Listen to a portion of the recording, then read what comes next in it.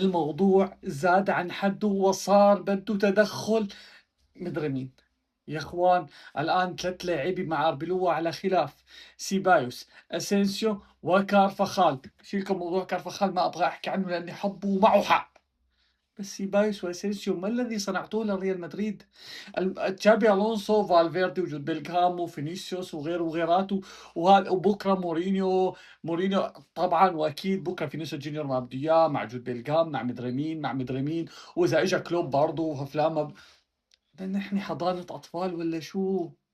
يا اخوان فريق ريال مدريد إذا ما لقى حل لعقلية هذه اللاعبين والله لن تقوم له قائمة بعد اليوم. لن تقوم له قائمة.